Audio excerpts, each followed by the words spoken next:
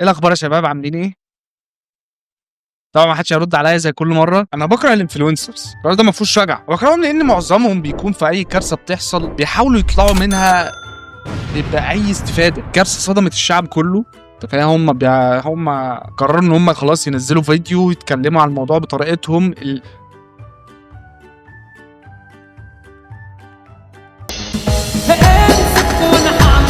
صح إسلامنا سمعته ومكانته صح.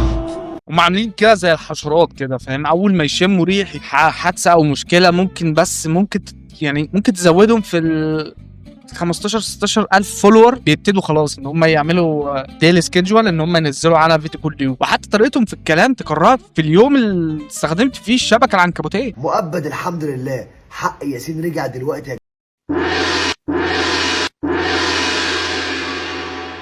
لان هم لما بيطلعوا يتكلموا عن حاجه معينه بتبقى انت عارف، انت شايف، يعني عارف ان الموضوع ده غلط، بس انت شايف جواه ايه، انت عارف هو بيفكر ازاي، هو عايز يعمل ايه، لان انت بتبقى عندك معلومات سابقه عنه. ده لما يطلع مثلا يتكلم عن حاجه حصلت، ده عاوز ريتش. فاهم ازاي؟ المهم النهارده ان انا يعني خلاص هتكلم بقى عن عالم الانفلونسرز دول اللي الى عالم الشغل اليوتيوبرز الخلايجه. انا مش مهتم، تمام؟ انا مش مهتم بقى هيجي لي بقى هيت كومنتس، في ناس تدخل تشتمني في البرايفت، اي يكون معايا خلاص ما بقاش فارق معايا. انا اهم حاجه دلوقتي اوصلها ان اي انفلونسر موجود، اي حد بيقول كلمه انفلونسر على نفسه عشان بس بيصور نفسه فيديوهات، ده انما النهارده احنا كشعب مصري، احنا طول عمرنا احنا بنصدق اي حد بيكلمنا في اي حاجه. حرفيا شعب قلبه طيب، يعني صدره واسع، صدره رحب. مش عارف حقيقة، مش عارف اخليها مش سيكشوال الصراحه، بس اللي هو الشعب متقبل حاجات كتير قوي بتحصل. طيبين فشخ لدرجه ان كل كام شهر كده يطلع حد من بتوع التسويق الشبكي يسرقوا فئه معينه من المجتمع، انا مش هجيب سيرتهم، وياخدوا الفلوس ويمشوا خلاص. الموضوع ده بقى بيتكرر كل شهر 3 4 مرات مثلا، فاحنا اي حد بيضحك علينا بكلمتين اكيد هنصدقه. احنا بتنصب علينا في فلوس، فما بالك كلام بقى لو احنا مش خسرانين حاجه، خصوصا لو اللي بيتكلم ده استغل حاجتين وهو الدين. وبصراحه انا مش ماليش دعوه، ما اقدرش اقول مين بيستغل الدين دي، انا بيتم استغلالي زيكم. والعاطفه، اي انفلونسر دلوقتي يقدر يستغل الشعب عن طريق العاطفه، لان هو كل اللي عليه ان هو هيخلي الناس تعرف هو بيعمل ايه في حياته بس، فيبتدي بقى يبني علاقه قويه مع الجمهور بتاعه عشان يجي في الاخر يبدا يستغل ده لمصلحته. زي مثلا حوار الكابلز، يعني اقرب مثال اللي هو حليم وامل. حليم صحى الصبح لقى مراته سابت البيت وخدت البنت وهربت وراحت مع مدرب الجيم بتاعها، راحت مع المدرب بتاع ايه احنا عايشين في لندن. المهم ان هو حليم بقى طلع قاعد يعيط على النت وبتاع، طلع بقى كميه فيديوهات اللي ايه ده الراجل البيتا ده كده، الراجل ده اوعى تبقى زيه. ودي حاجه بصراحه انا مش معاها، تمام؟ دي حاجه مش لطيفه، خصوصا ان انت ما تعرفش يعني انفلونسر ما تصدقوش قشطه. لو قلت لك مثلا كمثال قدامك محمد رمضان ولا انفلونسر بيغرق، هتنقذ مين؟ لو قلت حد لو تنقذ حق، يعني انت بجد لو هتنقذ حد يبقى انت سيبهم الاثنين يغرقوا، سيبهم. المهم ان الناس اللي طلعت عملت الكونتنت ده على حليم بصراحه، يعني هو ممكن يكون في وقت صعب، فبصراحه يعني مش حاجه لطيفه خالص اللي الناس قالت عليها. شفت واحد عامل فيديو بيقول على حليم ان ده مثال للراجل الرسميه، قالها كده. دي حاجه مش عارف، يعني دي حاجه مش صح. ممكن واحد من 1000% ان حليم يكون مش مدبر الموضوع ده، يعني فقشطه. بس كده بتبتدي بقى معركه الانترنت اللي بتحصل كل شهرين ثلاثه. السوشيال ميديا بتصحى الصبح تلاقيها متقسمه اتنين، فريق مع البنت وفريق مع الراجل، وتبتدي بقى صفحات مدمنين الاندومي تخش لك بقى فيديوهات حزينه ليهم ايام الجامعه، بقى يجيبوا لك كده ويحط لك ابيض واسود، يحط لك عليها اغنيه شيرين دي خلاص وايه وماله، واجيب لها الدنيا كلها لو معايا اجيب. في ناس يا ما حبتني وانا اللي اخترت الهام وحاولت كتير. ده حال مجتمعنا. يعني الحاجه الوحيده اللي استغربتها في السوشيال ميديا، العلاقه الوحيده اللي انا كنت مهتم بيها لدرجه كبيره، علاقه جبس مصر ومسلم. العلاقه دي ما كانت زي الفل، ليه ما حدش يتكلم لما انفصل؟ ولا هو بس عشان جبس مصر اسود مش هنتكلم عنه؟ انما حليم ولد بقى ايه اشقر وبيضاني بتاع، فلا الموضوع حزين، فاهم؟ فده حزن. انما جبس مصر ده ايه المشكله؟ يعني بتحصل كل يوم. المهم ان انا بحاول كل يومين كده 3 اطمن على صحتي النفسيه بسبب الانترنت. الموضوع رايح في سكه مش حلوه. ابتديت اتابع ناس كتيره قوي، انا مش عارف هم بيعملوا ايه. هو فجاه طلعوا قدامي وابتديت اتابعهم واهتم الحاجات اللي بينزلوها، مش فاهم ليه. يعني حد لاحظ الفتره اللي فاتت كان في اخبار سيئه كتير، بدايه من وفاه ابراهيم شيكا، مرورا بالكلب اللي الدكتور قتله، ومرورا بقصه الطفل اللي هو بتاع المدرسه. ففي اخبار كتيره طلعت اول الشهر اللي فات ما كانتش لطيفه، واخبار ما فيهاش اي هزار، اخبار حزينه، ده كله هنركنه على جنب. انا ماليش اي علاقه بالاخبار دي، وماليش مش طالع، انا مش مذيع عشان اطلع اكلمك في الحاجات دي مش قصتي خالص. انا جاي هنا اتكلم عن الناس بقى اللي اتكلمت عنه. واول تيك توكر معانا هو اوزو ابو ضحكه جنان. اوزو ابو ضحكه جنان ده انا مش عارف هو عدى عليك قبل كده ولا لا، بس الراجل ده مشهور، عنده 10 مليون فولور، فما اعتقدش ان هو عدى على حد يعني. استاذ اوزو ابو ضحكه جنان دايما تلاقيه عامل فيديو بيتكلم فيه عن حادثه، وبعد كده هو ده الفيديوهات اللي بينزلها خلال الشهر، فيديو عن حادثه تمام، فيديو بقى اللي هو الاكس سابته ومش عارف الحاجات دي بتاعت الانترنت، فيديو بقى عن صحابه ان هو صاحبه سابه ومش عارف ايه، والفيديو التالت بيبقى ايه قرانيه، وهو بيفضل واقف كده، لو ما عملتش لايك انت هتدخل جهنم، هو هيتصرف يعني، هيعرف، هو عارف، هو لو ما دوستش لايك على البتاع دي هو اوزو هيعرف، متاكد ان مش ههزر الصراحه. بيفضل بقى واقف كده، اسمع دول قبل ما تموت، فاهم، ويكتب لك كده فوق كابشن بتاع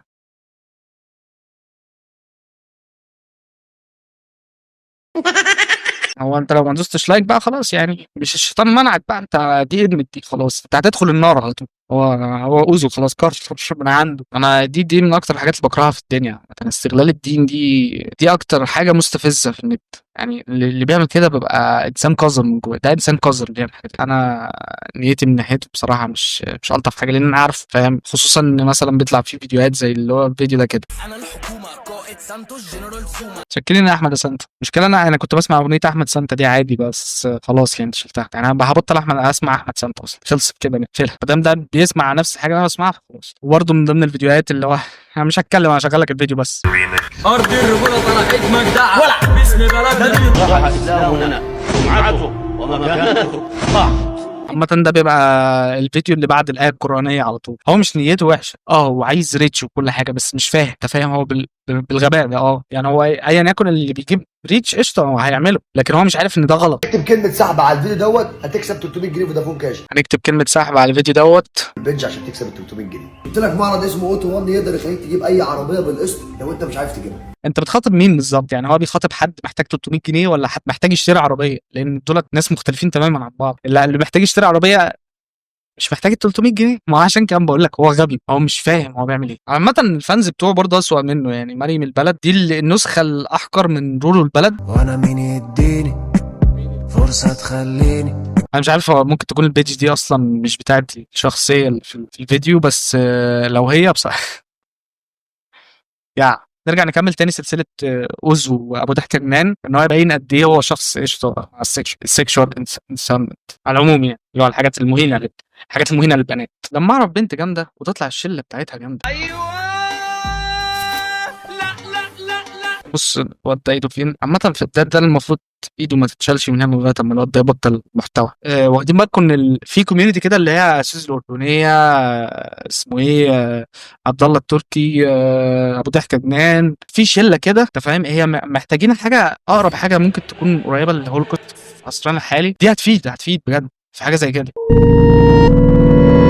طبعا كل الكونتنت اللي فات مفيش اي مشكله، مش حاجه سيئه، حلو قشطه. في كونتنت كريتورز منافقين فشخ، فاحيانا برضو ممكن يكونوا منزلوا حاجه ومش واخدين بالهم، فدي بتبقى عادي يعني، مقبوله الى حد ما. اللي مش مقبول بقى القصه دي، كابتن ابراهيم شيكا الله يرحمه كان لعيب في الزمالك وبتاع، فالراجل جاله كانسر وبتاع، فقعد في السرير شويه حلوين فاهم. ففي الفتره دي بقى ابتدى يطلع عليه الحشرات البشريه، فاي حد، هو طبعا الناس كلها كانت مهتمه ان هو يقوم بالسلامه وبتاع، الموضوع كان مين ستريم الناس كلها عارفاه، فابتدى يطلع عليه بقى الحشرات البشريه اللي هو كونتنت كريتور ريتش عنده واقع وبتاع، فروح يصور معاه فيديو بتاع. دي بقى ده الجانب اللي ما فيهوش خلاص، ده انت كده واصل لمرحله زباله. بقى المعلم ده يعني طبعا عمل سلسله كامله مع ابراهيم شيكا. ابراهيم شيكا مات دلوقتي. وفاه ابراهيم شيكا، هبه مرات ابراهيم شيكا مات دلوقتي. انا متاكد بنسبه كبيره فشخ ان الواد ده يعني ما جربش يفكر قبل كده، ما جربش يفكر عموما. فماشي يا عم قشطه، ممكن نقول ان ابراهيم شيكا كان صاحبه وبتاع وكان عايز الناس تعينه وبتاع، ماشي مقبوله. موضوع عصام صاصا لما كان ترند يعني، حد فاكر لما عصام صاصا كان كان تم ايداعه في زنزانه الجيزه اهو. لحظه من فضلكم، عايز كل الناس تدعي لاخويا وحبيب قلبي عصام صاصا، كلها كام ساعه والكروان عصام صاصا هيطلع بالسلامه. عصام خرج بالسلامه، الحمد لله على السلامه. يعني هو كان عامل كاونت داون للريليز بتاع عصام صاصه. النهارده يعتبر احسن يوم في حياتي اقسم بالله. هو مستني عصام صاصه، بتحس هياخد نسبه من ارباح فيديوهات عصام صاصه. في ايه يا رب والنبي بقى يفكها على عصام صاصه. حبيبه كانت تقريبا واحد استنيته في فيصل، فهو فين لحد دلوقتي؟ فين؟ انا موجوده في فيصل من الصبح، صاصه ما كلمنيش يعني. جماعه انتوا سمعتوا على الواقعه الغريبه اللي حصلت؟ اسد قصر النيل اختفى. ايه بقى الموضوع ده؟ وفي حاجه اسمها فقره الساحل. تعالوا معايا نشوف ايه الموضوع ده. هو يا جماعه الاسد اختفى ومحدش عارف راح فين. الاعلان ده بيتعمل مثلا اللي هو تبقى شبكات كبيره، فاهم؟ بتاخد اوزو ده، دي بتطبع على قفاه كود كده وبتعمل له سكان، خلاص ده بقى بينزل بقى على الاكونت بتاعه على التيك توك وعلى الانستجرام وفي كل حته. ابتدوا بقى يستغلوهم. لنا اعلان بقى لفقره الساحل ده ايفنت هيحصل في مصر ان شاء الله، وهناخد اسد قصر النيل يعني. ده الماركتنج بلان بتاعته. ده ايه فقره بقى الساحل؟ فقره الساحل ده طلع مسلسل طه دسوقي واسماء عبد الجلال، والراجل غريب فشخ ده. الراجل ده مريب قوي يا جدعان والله العظيم. انا يعني بخاف منه بصراحه. مش بخاف منه ان هو انا بحس ان هو من الزواحف، فاهم؟ كل اللي فات ده اكسبتبل وبتاع. شوف بقى انا معاك لحد فين. شوف انا كميه السوء واضح على وشي في الجو سهر يوم سايب فشخ. طبعا هو ما بيسيبش حد توفى الا لما يطلع لازم لازم ندعي له. طبعا ربنا يرحمه ويحسن اليه، كان راجل كويس وبتاع. انا لله وانا اليه راجعون. لا اله الا الله. اتمنى الناس تدعي له بالرحمه. دي النقطه كويسه. بس طبعا معرفتي بالراجل ده والحاجات اللي عملها قبل كده، ماشي يا عم ربنا يرحمه، فاهم؟ غير كده هو اصلا تحسه قالب البيج بتاعته بتاعت التيك توك دي ان هي، عارف انت جرايد الرديئه؟ لا، مجله وشوشه مثلا الرديئه، النسخه كومت اللي بتقلد وشوشه. بيهتموا بقى باخبار الكومبارسات او مساعدين الكومبارسات في المسلسلات والافلام. الناس دي اللي هو مثلا زي الراجل ده كده، تحسها كده سايد ميشن موجوده في الكوكب ان انت تتابعها. اللي هو في ناس مهمه في الكوكب، وفي الناس السايد كده، السايد ميشن. انت لو دخلت اتفرجت عليهم قشطه عادي، مش هيزودوك ولا يقللوك في حاجه.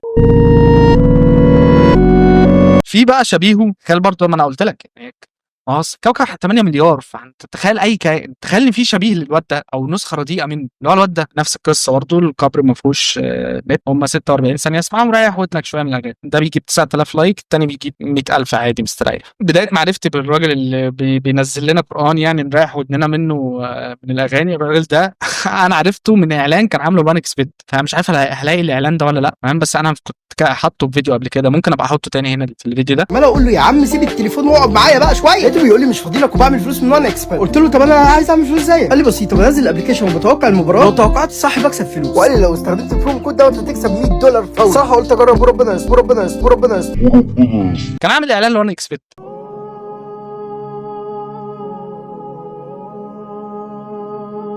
اي حد ما بيحبش عمر فرج يبقى معاه. قصر الكبابجي شرف وجودكم معانا، منورين قصر الكبابجي. حبيبي قلبي واحنا في برضه فيديو تاني، اللي هو الفيديو ده كان فاكرني بروش عليه، ما اعرفش اني رزق، واقف بترمس من 10 الصبح عشان 50 جنيه بس. في فيديو زي ده هو عمال يصور واحد بيبيع ترمس وهو بيديله بيعطف عليه. عندك كام سنه؟ 12 يا عم. علي صوتك عشان خاطر الناس تسمع عشان تعرف مكان.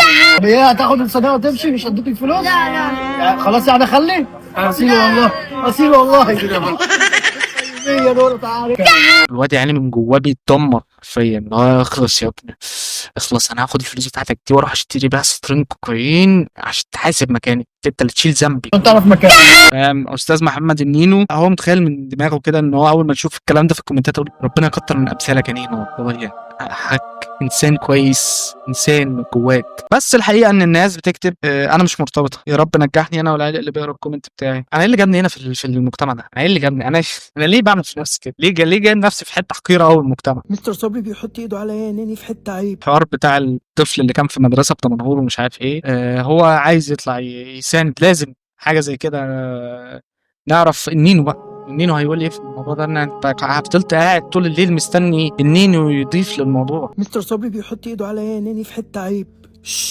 اللي انت بتقوله ده، عارف لو ما قلتش لبابا وماما هخلي الميس تديك نجمه من نجمه، وهخلي كمان الفصل كله يسقف لك. يا نينو مع كامل احترامي للقصه والواقعه، هو الموضوع مش مستحمل اصلا، فاهم؟ هو بيخلي الموضوع يعني هو كارثه، هو بيخليها كرنج بقى، كارثه كرنج. انت متخيل الموضوع بيجي عليك انت بالسلب؟ واحد بالعقليه دي لسه عايش في 2018 بقى بيعمل لك بقى السكتشات اللي هو بقى فيها حد معاه بتاع، والناس بتتريق عليه، هو بقى بيقف في صفه عشان هو محمد النينو. دي هي دي السكتشات اللي هو بيعملها. يلا يا دوما على منظر مقزز، ايه العرف ده؟ 5 دقايق عشان شكله عايز حاجه من العربيه، اشوف عايز ايه واجي لك. ماشي ثانيه واحده. تاني مش عارف يعمل نفسه معاق، هو متخيل المعاق عامل كده، معاق من ويست كوست. يا بود عامل ايه؟ هو يا اسطى خليك تجيبه معاك يا اسطى، انا مش قلت لك ما تجيبوش معاك؟ ايه يا اسطى المنظر؟ هو عنده حق، هو عنده حق. ايه القرف ده؟ واحد عادي عامل نفسه معاق وعامل نفسه من ويست كوست، ايه القرف ده؟ هو يا اسطى خليك تجيبه معاك يا اسطى، انا مش قلت لك ما تجيبوش معاك؟ مش عارف الشيماء جايه يا اسطى تقعد معانا دي، هيقعد معانا ازاي؟ قرينا بقى قدام شيماء، نوعيه الناس دي ما تاخدهاش معاك في الفيرست ديت، خصوصا لو كان عامل نفسه معاق يعني عشان يجيب 6000 لايك. نعمل له ايه يعني؟ هو بايده؟ بايده للاسف، ان هو ده للاسف ان هو بايده. وبعدين نعمل ايه؟ اموته؟ اه اللي زي ده يموت. بقول لك ايه والنبي بعد اذنك خده وروحوا، وانا بكره هخرجه في الجنينه اللي جنب البيت عندنا وهمشيه براحته وهعمل كل اللي هو عايزه. هيخرجه في الجنينه بقى وهياكله دراي فود وهيجيب له نتايه جولدن يلعب معاه. ليه اصلا شايف كلب؟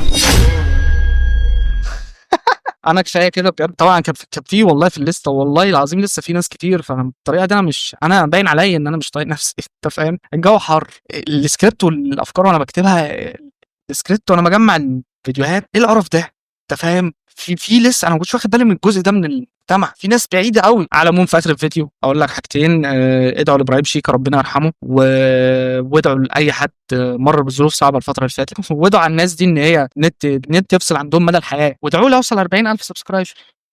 سلام.